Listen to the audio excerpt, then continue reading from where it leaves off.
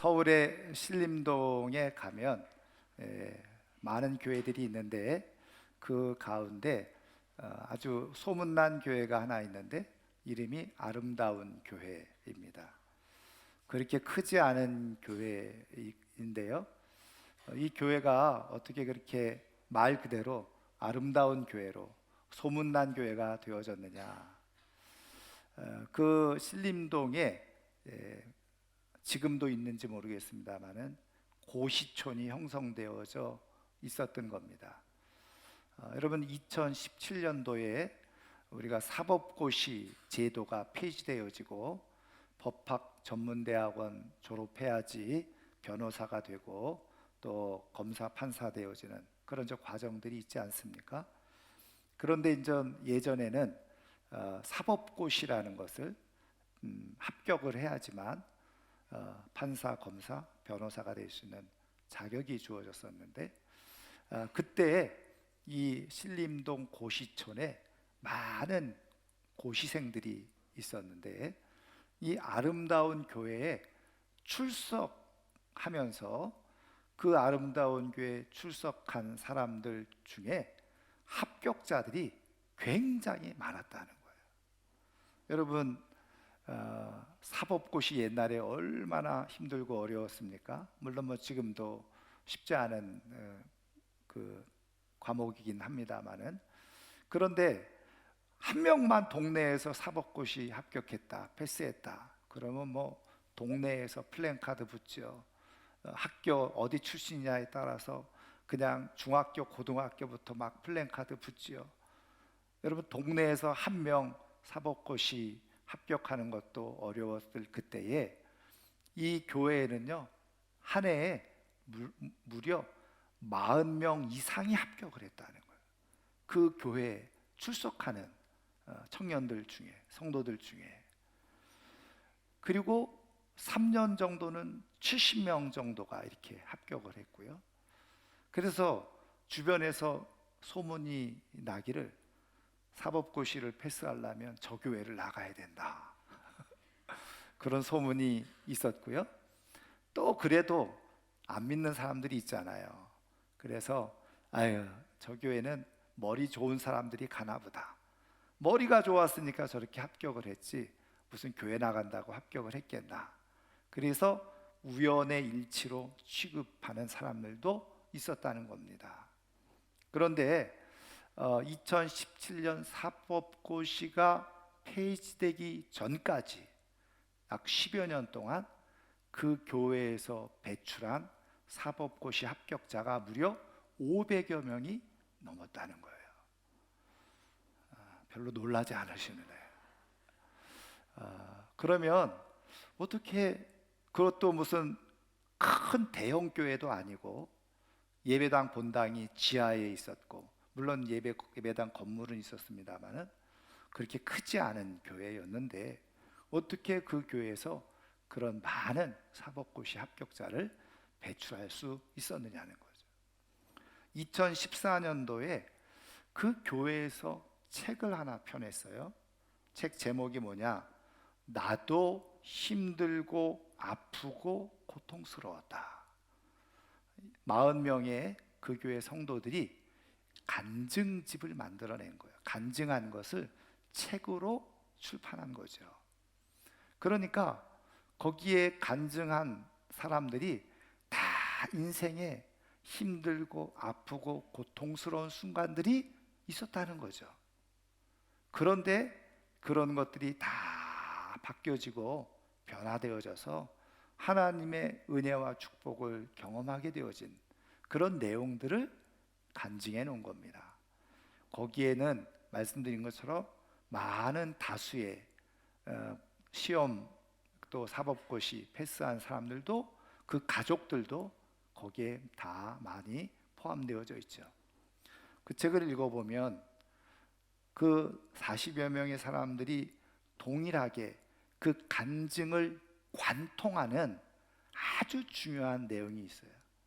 어떻게 이들의 삶이 이렇게 바뀌어지고 변화되어질 수 있었느냐.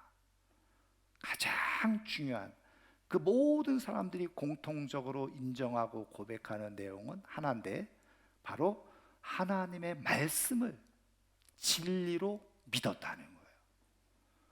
아니, 뭐 하나님의 말씀을 진리로 안 믿는 사람이 있나? 예수 믿으면, 교회 다니면 그건 기본이지, 이렇게 생각하기 쉬워요. 그런데 여러분, 죄송하지만 교회를 다닌다고, 예수를 믿는다고 해서 하나님의 말씀인 성경을 진리로 다 받아들이고 믿지는 않는다는 거예요. 근데 이구동성으로 공통적으로 한마디 하는 게 뭐냐? 하나님의 말씀을 진리로 받아들였다. 그러면 진리로 받아들였다는 건 뭐냐? 그 말씀에 내 인생을 걸더라는 거예요. 하나님의 말씀이 진리니 이 진리에 내 목숨과 생명을 다 걸었다. 이게 하나님의 말씀을 진리로 받아들였다. 그랬더니 놀라운 역사들이 일어나게 되어졌다는 거예요. 저는 이 2023년도 새해를 맞이하면서 우리 사랑하는 성도님들의 삶에도 하나님의 말씀을 진리로 인정하고 수용하고 확신하고 받아들여서 여러분들의 삶이 정말 놀랍게 바뀌어지는 역사가 일어나기를 주님의 이름으로 축원합니다. 그러면 하나님께서 오늘 우리에게 주시는 진리의 말씀이 무엇입니까? 오늘 우리가 읽은 이 말씀이 하나님의 말씀이죠. 예수님이 말씀하신 거예요. 그럼 진리죠. 그러면 오늘 한 해를 시작하면서 예수님을 통해서 하나님은 무엇을 우리 가운데 진리로 말씀해 주고 계시는지, 자, 마태복음 7장 13절 14절 한번 다 같이 읽겠습니다. 좁은 문으로 들어가라. 멸망으로 인도하는 문은 크고 그 길이 넓어 그리로 들어가는 자가 많고, 생명으로 인도하는 문은 좁고 길이 협착하여 찾는 자가 적음이라. 아멘. 제가 2023년도 목회 계획을 놓고서 하나님 앞에 기도하고 준비하면서, 하나님 2023년도에는 우리 교회가 어떤 교회가 되기를 원하십니까? 어떤 교회가 되면 좋겠습니까? 그러면서 제가 기도하면서 말씀을 묵상하는데, 하나님께서 제 마음 가운데 주신 게, 여러분들 이미 잘 알고 계시는 것처럼 내년에, 그 당시에는 내년이죠, 이제 올해에 여러 가지로 경제적으로나 또 세계적으로 상황이 더 어려워질 거다. 그러니까 어려워지면 어떻게 합니까? 사람들이 그 어려운 상황 속에서 믿음을 지키기가 어려운 거예요. 삶을 지켜내기가 어려운 거예요. 그래서 하나님께서 주시는 마음이 뭐였느냐? 바로 이럴 때에 좁은 길로 가도록 하자. 좁은 길로 가는 교회가 돼야 되겠다. 하나님께서 그런 마음을 주셔서 제가 올해 표어를 좁은 길로 걷는 교회, 이렇게 정한 거예요. 그리고서 이제 보시면 멋지게 현수막이 걸려져 있잖아요. 제가 우리 부목사님에게 현수막 걸을 좀 시안을 조금 만들어 보라 했더니 이렇게 잘 만드셨어요. 그래가지고 제가 그거를 받아보고는, 성경이 말하는 좁은 길이 이런 길이 아닌데, 너무 멋지잖아요. 이거 가고 싶지 않은 길이 아니라 다 가고 싶은 길을 만들어 놨어요. 꽃길을 만들어 놓은 거예요. 그래서 잠깐 고민이 되더라고요. 근데 제가 잠깐 고민하는 사이에 하나님께서 제 마음에 주신 거는 뭐냐면, 그래, 세상적인 눈으로 보면 그 좁은 길은 힘들고 어려운 길일 줄 몰라. 그런데 영적인 눈이 활짝 열려서 보면 그 길이야말로 진짜 꽃길이란다. 그런 마음을 주신 거예요. 그래서 제가 오케이, 그럼 이렇게 만들자 해서 이 작품이 나온 거예요. 저는 올 한 해 정말 여러분들의 이 좁은 길이 정말 이런 아름다운 길이 될 수 있기를 소원하고 축원합니다.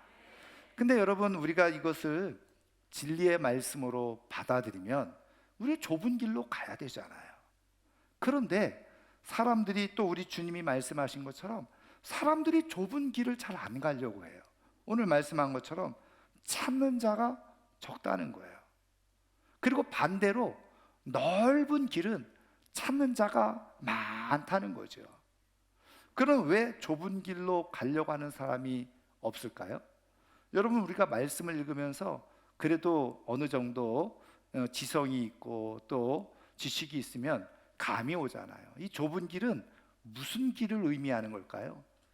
좁은 길은 말 그대로 힘들고 어렵고 수고스럽고 고통이 따르고 고난이 따르는 길, 이게 바로 사실은 좁은 길에 담겨져 있는 의미인 거예요. 그러다 보니까 이게 분명히 하나님께서 예수님을 통해서 우리를 위해서 주시는 진리의 말씀이라는 건 알겠는데, 문제는 뭐냐?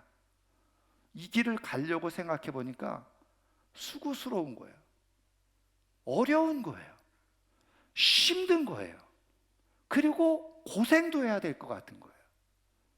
그러니까 선뜻 이 길로 가기가 꺼려지는 거죠. 쉽지 않은 거예요. 근데 반대편에 넓은 길을 보니까 너무너무 좋아 보여요. 편해 보이고, 그리고 이 길로 가면 정말 행복할 것 같고, 진짜 꽃길인 것처럼 보이고, 이 길로 가면 내 삶이 충분히 만족하며 살아갈 수 있는 것처럼 보이는 겁니다. 그러니까 자꾸 고민이 되고 주저주저 하게 되어지는 거죠. 근데요, 말씀드린 것처럼 이때에 똑같이 교회를 다니고 예수님을 믿지만 이게 진리의 말씀이고 나를 위한 말씀이고 우리 가정을 위한 진짜 진리의 말씀이다. 나는 이 말씀이 우리를 살리고 우리 가정을 살리고 나를 살릴 수 있는 말씀이라고 나는 믿는다. 나를 위해서 주신 말씀이다. 나는 그러면 수고를, 그리고 고생을, 그리고 어려움을 감수하고라도 주님이 말씀하셨으니 나는 이 길로 가겠다. 그게 바로 하나님의 말씀을 진리로 받은 사람들의 모습인 거예요. 그런데 문제는 뭐냐? 사실은 교회 다니고 예수 믿는 많은 사람들 가운데에 이 길로 가려고 하니까 내가 왜 이런 고생을 해야 되지? 내가 왜 이런 쓸데없는 수고를 해야 되지? 내가 왜 인생을 이렇게 피곤하게 살아야 되지? 그러고서 그리고서 오히려 어떻게 해요? 상식적으로 세상 사람들이 생각하는 길로, 넓은 길로 그쪽으로 선택해서 가는 거예요. 근데 여러분, 그러다 보니까 어떤 일이 발생할까요? 넓은 길로 가니까 그러니까는 편한 것처럼 보이고 좋은 것처럼 보이는데, 문제는 뭐냐? 내 삶에 아무런 변화가 일어나지 않는 거예요. 왜 그럴까요? 거기는 진리의 길이 아니니까. 그리고선 이렇게 얘기를 하죠. 아이고, 나 교회 다니고 예수 믿어도 별 수 없네. 하나도 바뀌는 거 없네. 이렇게 얘기를 해요. 여러분, 그런 말을 할 때 우리 주님이 들으시고 얼마나 속상하고 슬퍼하실까요? 아마 주님이 이렇게 말씀하실걸요. 야, 네가 나를 제대로 믿기나 했냐? 네가 언제 나를 믿었다고 그래? 나를 믿었으면 내가 가라고 하는 길로 갔어야지. 내가 가라고 하는 길로는 가지 않으면서 네가 보기에 좋은 길, 편한 길, 쉬운 길 선택해서 갔으면서 예수 믿어도 별 수 없다고? 그게 예수 믿는 거야? 아마 주님께서 그렇게 말씀하시면서 혀를 끌끌 차면서 슬퍼하시고 속상해하지 않으시겠어요? 여러분, 그 사람들이요, 왜 그런 넓은 길로 자꾸 가려고 하는 거예요? 여러분, 왜 공부합니까? 왜 자녀들에게 공부 열심히 하라고 자꾸 다그칩니까? 우리가 왜 열심히 직장에서 일하기도 하고 잔소리 들으면서, 싫은 소리 들으면서, 때로는 상처받으면서 왜 장사도 하고 사업하고 내 인생을 왜 이렇게 살아가는 겁니까? 이유는 간단하죠. 내 인생을 조금 멋지게, 편하게, 좋게 살아보고자 하는 마음이 있기 때문에 자녀들에게 공부하라고 하고 나도 좀 열심히 해서 조금 남부럽 적지 않게 그냥 뭔가 멋진 삶을 살아보려고 하는 것 아니겠어요? 그러니까 사람들이 생각하는 그 길로 많은 사람들이 가는 거예요. 왜? 당장에 볼 때는요, 그 길이 넓으니까 편해 보이거든요. 좋아 보이거든요. 거기다가 많은 사람들이 그 길로 가고 있으니까 절대 다수가 그 길로 가니까 그 길이 진짜 길인 것처럼 착각하는 거예요. 그리고 따라가는 거죠. 근데 하나님의 말씀 따라서 거기에는 생명이 없어요. 그 길은 진리의 길이 아닌 거예요. 그 길은 오히려 결과적으로 멸망으로 가는 길이 되어지는 거예요. 그런데 우리 주님이 말씀하신 것처럼 이 좁은 길, 이쪽으로 가면 고생할 것, 수고할 것, 힘들 것, 어려울 것 다 알매도 불구하고 주님이 말씀하셨으니 이 길을 가지. 그런데 그 좁은 길로 갔던 사람들은요, 처음에는 다 이게 고생이고 수고고 고통이고 어려움인 줄 알고 갔는데 웬걸요? 가다 보니까 그 길이 복된 길이 되고, 가다 보니까 그 길이 정말 행복한 길이 되고, 가다 보니까 그 속에서 하나님의 영광을 보게 되어지는 역사가 일어나게 되더라는 거예요. 여러분, 그러면 왜 이 좁은 길이 기쁨의 길이 되고 평안의 길이 되고 축복의 길이 되고 영광의 길이 될까요? 이유는 간단해요. 그 길에 바로 우리의 인생을 주관하고 계시는 주님이 그 길에 계시기 때문에 그래요. 아무리 화려해 보이고 넓어 보이고 좋아 보여도 그 넓은 길에는 주님이 계시지 않아요. 그런데 좁은 길에 주님이 계시는 거예요. 그래서 예수님께서 뭐라고 말씀하셨어요? 내가 곧 길이요 진리니. 예수님이 좁은 길이라는 거예요. 좁은 길로 가야지만 주님이 거기 계시고, 좁은 길로 가야지만 주님을 만나고, 좁은 길로 가야지만 주님의 인도함을 받고 주님이 책임져 주시는 삶을 살아갈 수가 있다는 거예요. 그래서 오늘 주님은 우리에게 말씀해 주고 계시는 거예요. 좁은 길로 가라 말씀하시는 거예요. 여러분, 좁은 길은 그래서 한마디로 간단하게 정의하면 예수 믿는 길이에요. 여러분, 예수 믿는다는 게 뭡니까? 나 다 예수 믿고 있는데 근데 여러분 말씀드렸죠. 예수 믿는다는 건 뭐냐? 예수님이 나의 구주, 구세주가 되시고 예수님이 내 인생의 주인이시는 분이시다. 그러면 나는 예수님을 주인으로 모셨으니 주인의 말을 따라서 내 삶을 살아가는 거예요. 그래서 좁은 길로 간다는 것은 예수님을 믿고 살아간다는 것이고, 그리고 예수님을 주인으로 삼고 살아가는 것인데, 주인 되시는 예수님이 말씀하시는 대로 나는 선택하고 말씀하시는 대로 나는 결정하고 그 길을 가는 게 바로 좁은 길을 가는 거예요. 여러분, 이 좁은 길을 가게 되어질 때 우리는 그 속에서 정말 주님이 이끄시는 아름다운 그리고 멋진 삶의 역사가 일어나게 된다는 사실을 믿으시기를 주님의 이름으로 축원합니다. 제가 아는 어떤 사모님이 말씀하시는 것을 얼마 전에 제가 듣게 됐어요. 간증 아닌 간증 듣게 되어졌죠. 이 사모님이 결혼을 하고 얼마 되지 않아서 시부모님을 모셨다는 거예요. 그래서 젊은 나이에 시아버지를 모셨는데, 병든 시아버지를 모시면서 이 시아버지 목욕, 대소변 다 받아가면서 이 젊은 새댁이 시아버님 벌거벗은 목욕을 다 시켜드리고 그렇게 모시다가 이제 시아버님 돌아가셨다는 거예요. 그래서 시어머니는 어떻게 할까 하다 다른 형제들이 있으니까 이제 시아버님 모시느라고 수고했으니까 시어머니는 다른 형제들이 모시자. 그래서 시어머니를 다른 형제들이 모셨대요. 근데 이제 한 번은 이제 명절이 돼서 다 그 집으로 모였는데 보니까 마음이 불편한 게 뭐냐, 그 모시는 집에서 시어머니를 자꾸 구박하는 것처럼 보인 거예요. 그러니까는 이 목사님도 마음이 불편하고 사모님도 마음이 불편하고 집으로 돌아와서 안 되겠다, 우리 어머니를 우리가 모십시다. 그러니까 사모님이 또 어떻게 해요? 그래서 또 시어머니를 또 모시게 된 거예요. 그래서 또 병수발 다 하고 그리고 천국에 보내드렸어요. 그리고 났더니 본인의 나이가 50이 넘어가더라는 거죠. 50이 넘어가면서 갱년기가 찾아오고 몸도 힘들어지고. 그런데요, 그렇게 시어머니를 보내드리고 얼마 되지 않아서 들려온 소식이 뭐냐, 친정어머니가 치매기가 있어서 어렵다는 얘기를 또 들은 거예요. 그러니까 저 남편 목사님은 아무것도 모르고 또 친정어머니 모시자 그러면 사모님이 좋아할 것 같아서 얘기를 했대요.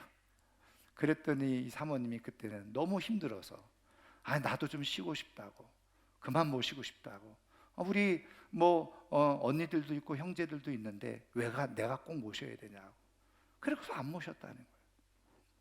근데 이제 그렇게 모시다가 몇 개월 되지 않아서 치매가 있으니까 안 되겠다 해서 형제들이 요양병원으로 보내더라는 거죠. 그래서 이제 목사님하고 사모님이 이제 또 요양병원을 간 거예요. 근데 그렇게 총명하고 좋던 단아하던 어머니가 그 요양병원에 들어가서 더 이상해졌더라. 표정도 없고 마치 자식들에게 버림받은 것처럼 느껴져서 그대로 우울증 비슷하게 그렇게 걸려있더라. 그 모습을 보고 오니까 마음이 너무너무 불편해. 새벽에 기도하다가 하나님께서 말씀을 묵상하는데 내 부모를 경히 여기지 말고 소홀히 여기지 말고, 그 말씀이 그냥 가슴에 비수처럼 꽂히는데 그 말씀을 붙들고 제가 통곡하면서 회개하면서 기도를 했어요. 그리고 남편에게 안 되겠다고, 어머니를 모셔야 되겠다고, 그래서 또 친정어머니까지 모시게 된 거예요.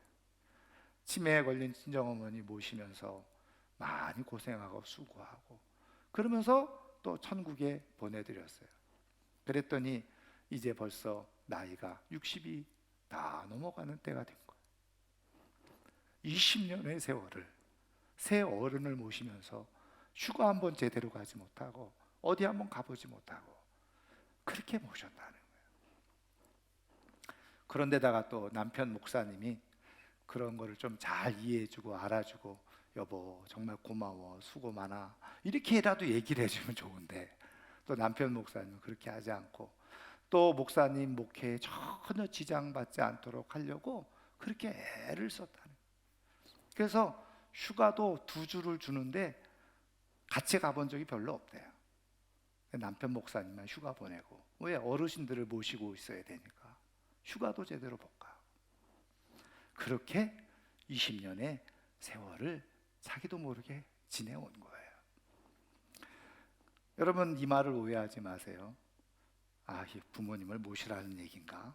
이런 얘기가 아니에요. 근데요, 이 사모님이 그 이야기를 하시면서 아주 제가 귀하게 들었던 얘기가 있어요. 자기가 그렇게 부모님들을 20년 가까이 모시면서 자기 주변에 심지어는 교인들조차도 자기가 그렇게 힘들고 고단하게 부모님들을 모시고 있다는 것을 아무도 몰랐다는 거예요. 이유가 뭐냐? 한 번도 교인들 앞에서 또 다른 사람들, 사모님들, 친구들 앞에서 한 번도 자기가 원망이나 불평의 소리를 쏟아낸 적이 없다는 거예요. 그러니까 만나면 웃고 얘기하고, 그러니까 하나도 그런 어려움이 없는 것처럼 주변 사람들은 알고 있더라는 거예요. 근데 자기는 정말 너무너무 힘들고 고단하고 어렵고 힘든 시간들을 보냈다는 거죠. 그런데 이 사모님이 왜 심지어는 남편에게까지도 원망과 불평을 하지 않았느냐? 첫 번째가 하나님의 말씀이었기 때문에 그렇다는 거예요. 하나님이 내게 진리로 주신 말씀, 내 부모를 공경하라, 그러면 내가 땅에서 복을 받으리라. 그러니까 이거는 하나님의 말씀이니 내가 예수님을 믿으면 지켜야 될 말씀인 거예요. 이왕 하나님의 말씀을 내가 지키기로 했다면 원망하지 말아야지, 불평하지 말아야지, 이런 굳은 결심을 했다는 겁니다. 그리고 두 번째 또 하나, 자기가 사모로서 교회에서 많은 성도를 지켜본 결과 열심히 교회에서 가정에서 정말 수많은 수고를 하는 사람들이 많이 있는데, 어떤 사람들은 그 수고를 통해서 수고의 열매, 하나님의 축복을 받는 사람들이 있는가 하면, 그렇게 애쓰고 수고하고 헌신하고 충성하고 했는데 본인이 볼 때 하나님의 복이 없는 그런 사람들이 있더라는 거죠. 그래서 신기하다, 왜 그런가 하고 자세히 기도하면서 살펴보았더니 이유를 깨달았다는 거예요. 그 수고를 똑같이 했지만 수고하면서 한마디 원망이나 불평을 하지 않는 사람들은 그 수고를 하나님께서 기억하시고 하나님이 복으로 다 갚아주시더라는 거예요. 그런데 똑같이 수고하고 애를 쓰고 다 했는데 사람들 만나면 계속 불평을 쏟아내는 거예요. 원망을 쏟아낸 거예요. 그런 사람들은 이미 원망과 불평을 통해서 그 수고의 값이 다 사라져버리고 말더라는 거예요. 아무것도 아닌 헛수고가 되어지는 그런 결과가 주어지더라. 그래서 이 사모님이 결심을 한 게 뭐냐면, 내가 어차피 고생하고 내가 어차피 수고해야 될 이 일이라고 한다면 하나님의 말씀이니 내가 순종하지만, 더 중요한 것, 내 수고가 헛되지 않고 내 수고가 아무것도 아닌 허망한 것이 아니라 정말 하나님께서 복 주실 만한 수고가 되도록 해야 되지, 하자. 그리고 굳게 결심한 게 뭐냐, 나는 아무리 힘들고 어려워도 원망하거나 불평하지 말자. 그리고서 입을 꾹 다물고 그 수고를 감당했다. 그랬더니 이 사모님의 고백이, 그랬더니 정말 하나님은 신실하게 가정에 하나님께서 많은 은혜와 복을 주시는데, 일남일녀 두었는데요, 다 잘 되어져서 좋은 가정을 이루고 올해 다 그냥 아들 딸 하나씩 또 출산하기도 되고, 그리고 그 아들은 공부를 잘해서 우리나라의 최고의 대학을 졸업을 하고 지금 30대 중반 40대 가까이 되어져 가고 있는데, 그 학교에서 교수로 초빙하려고 그렇게 지금 하고 있다는. 물론 믿음 생활은 기본이고 하나님께서, 그리고 자녀들이 그렇게 고백을 한다는 거예요. 우리가 이렇게 잘 되는 것은 엄마 아빠가 그렇게 수고한 열매를 하나님께서 우리에게 주신다고, 그렇게 자녀들이 고백을 하고 있더라는 거예요. 여러분, 이왕 우리가 하나님을 믿을 거, 그렇죠? 이왕 예배 드릴 거, 이왕 내가 부모가 된 거, 이왕 내가 자녀로서 삶을 살아간다면, 이왕 내가 직분을 받아서 교회에서 헌신하고 충성하는 자리에 있게 되어졌다면 그 모든 수고가 헛되지 않게 하시죠. 그래야 되지 않겠어요? 실컷 나는 충성하고 헌금하고 봉사하고 애쓰고, 근데 내 입에서 끊임없이 원망과 불평이 쏟아져서 그것이 도루묵이 되어지고 아무것도 아닌 일이 되어진다고 한다면 그거 참 불행한 일이 어디였어요. 저는 오늘 한 해를 시작하면서 좁은 길로 다 걷는 성도님들이 되시는데, 이 좁은 길을 걸으면서 원망과 불평 없이 정말 꾹꾹 참으면서 정말 이 길을 멋지게 갈 수 있기를 주님의 이름으로 축원합니다.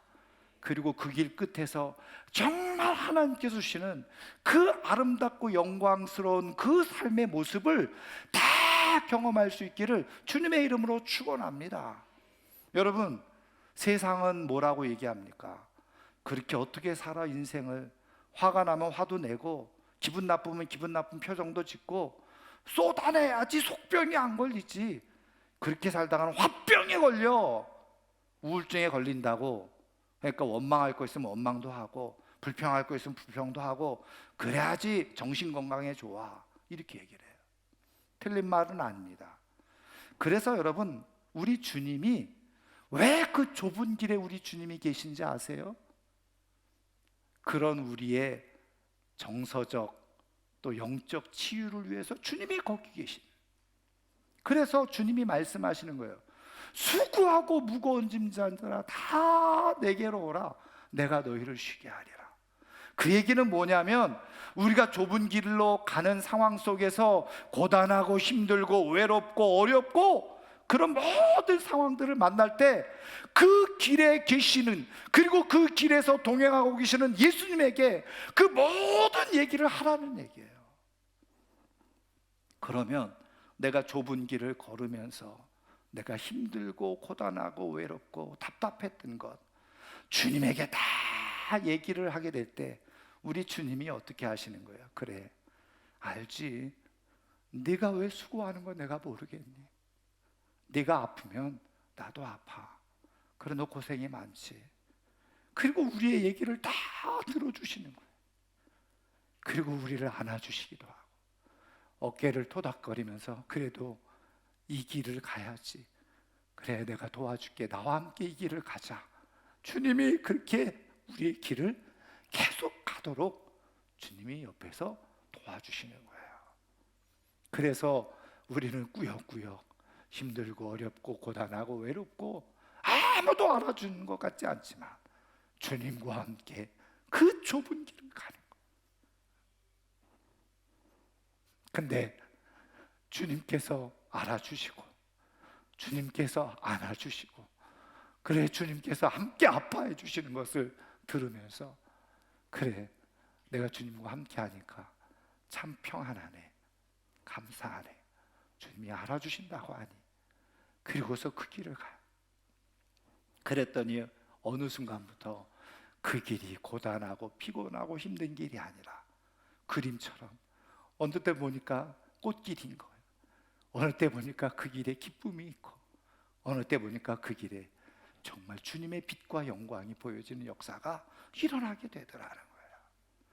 사랑하는 성도 여러분, 좁은 길은 예수님의 길입니다. 좁은 길에 예수님이 계세요. 좁은 길로 갈 때 주님을 만나게 되어지고 좁은 길로 갈 때 주님의 은혜를 경험하게 되어지고 그리고 그 끝에 아름다운 영광이 부어지는 줄 믿으시기를 주님의 이름으로 축원합니다. 여러분, 아름다운 교회에 출석했던 분들이 왜 그렇게 고시에 합격을 많이 했을까요? 그 교회가 이제 많은 사람들이 고시에 도전했다가 실패하는 사람들이 성공한 사람보다 훨씬 많았을 거 아니에요. 그래서 그 교회가 그 지역을 어떻게 섬길까 이 목사님이 기도하다가 이 고시생들이 많으니까 실패한 고시생들을 위로하자. 그래서 시험 끝나고 나면 많은 사람들이 낙심하고 절망하고 그런 사람들을 교회로 다 초청해서 맛있는 음식도 대접하고 그리고 또 다시 새로운 소망도 주고 꿈도 주고 상담을 하면서 그러니까 전 교회로 오는 사람들이 생겨나기 시작한 거예요. 그랬을 때 이 목사님이 철저하게 강조하고 중심을 둔 게 뭐냐면 예배에 빠지지 마라, 그거였어요. 다른 건 다 몰라도 여러분 예배는 빠지지 마세요. 오전 예배, 오후 예배, 수요 예배, 심지어는 금요 기도회까지. 그러면 하나님께서 여러분들의 길을 인도하실 겁니다. 여러분, 고시 준비하는 사람이 1분 1초가 얼마나 소중하고 아까운 사람들이에요. 그런데 그때 이 목사님이 말씀해 주신 그대로 그것이 진리인 줄 알고 오전 예배, 오후 예배, 수요 예배, 금요 기도에 안 빠지고 예배에 참석했던 사람들이 합격률이 훨씬 높더라는 거예요. 그게 소문이 나는 거죠. 여러분, 왜 그런지 아세요? 예배를 드리다 보니까 하나님이 첫 번째 기뻐하세요. 예배를 드리다 보니까 삶의 이유와 목적을 발견하기 시작해요. 예배를 드리다 보니까 내가 왜 공부해야 되는지 그 이유를 발견하고 비전이 생기기 시작해요.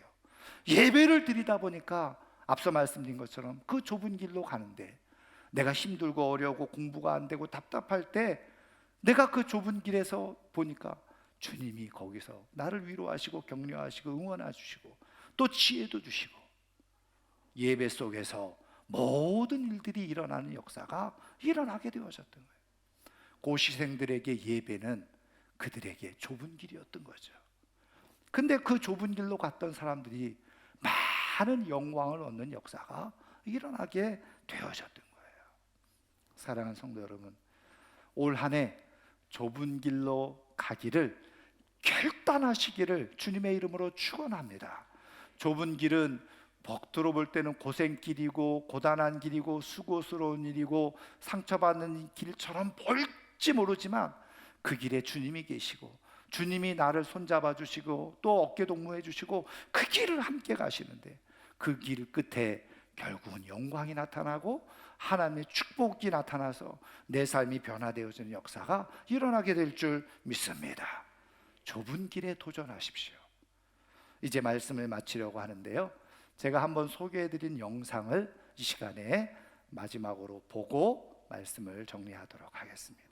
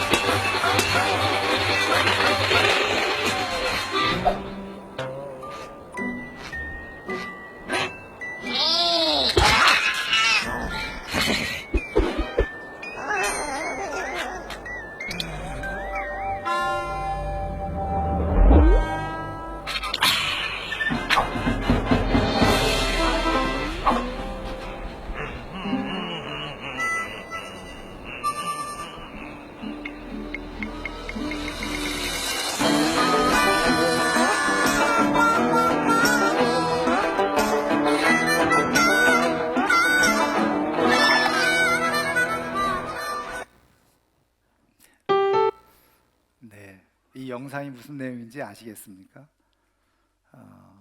사막에서 물이 없어서 고통하던 사람이 보니까는 수도를 발견했잖아요. 그래서 수도가로 달려가는데 하나님의 손이 계속 막으면서 다른 길로 가라고 하잖아요. 근데 그 길을 봤더니 웬걸요? 험한 길인 거예요. 수도가 바로 앞에 있는데, 그래서 그냥 손을 다 뿌리치고 수도 가서 보니까는 수도가 물이 안 나와. 자기 힘으로 막 고쳐서 한 방울의 물을 얻죠. 그리고서 기분이 좋았어요. 그런데 하나님이 가르쳐주신 그 길 너머에 보니까 어떻게 해요? 엄청난 오아시스가 거기 있었던 것 아니에요? 물 한 방울이 아니라 거기서 마음껏 쉬고 먹고 누릴 만한 오아시스가 있었던 거죠. 여러분, 저는 올 한 해 주님이 말씀하시는 그 좁은 길, 당장에는 볼 때 어렵고 수고스럽고 고통스러운 것처럼 보이지만 주님이 말씀하시는 그 좁은 길로 가서 주님이 인도하시는 대로 감으로 인해서 정말 우리의 인생의 멋진 오아시스에 도착할 수 있는 하나님의 사람들이 다 될 수 있기를 주님의 이름으로 축원합니다. 오늘 말씀을 생각하면서 우리 함께 찬양하고 잠깐 기도하는 시간을 갖도록 하겠습니다. 주의 길을 가리, 비바람이 앞길을 막아도 나는 가리, 주의 길을 가리.